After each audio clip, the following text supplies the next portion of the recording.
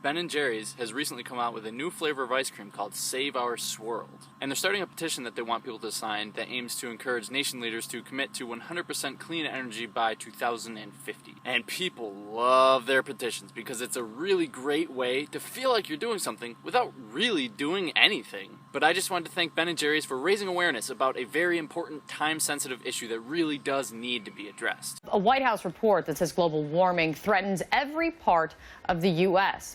This isn't something in the distant future. Climate change is already affecting us now. Now. Smart move, Obama. That is a key shift in how to talk about climate change, because we've all proven that we cannot be trusted with the future tense. We've been repeatedly asked, don't you want to leave a better Earth for your grandchildren? And we've all collectively responded, fuck 'em. Just because Ben & Jerry's is doing a good deed, though, does not mean that they're off the hypocrite hook. I mean, let's be real here. An article produced in 2009 by the World Watch estimates that the animal livestock industry, dairy included, contributes to around 51% of the total greenhouse gas emissions.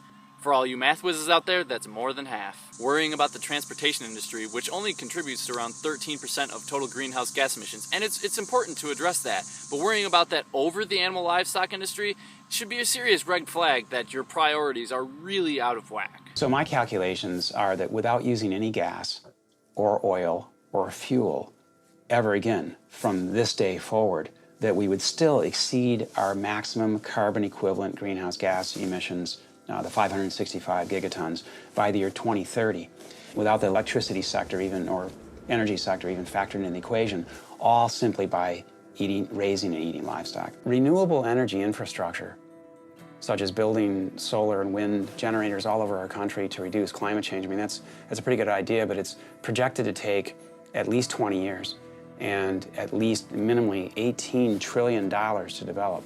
You know, it's important to realize that we don't have that long of a time frame. We just talked about how it might be a 3 to 4 year time frame, so we don't really have 20 years, and we really don't have $18 trillion to develop these. So another solution to climate change, we could stop eating animals, and it could be done today. It doesn't have to take 20 years, and it certainly doesn't have to take $18 trillion because it costs nothing. Ben & Jerry's is pretty much doing this as a PR stunt, but hey, I'm just happy that they're bringing a very important issue to the public eye, no matter the motive.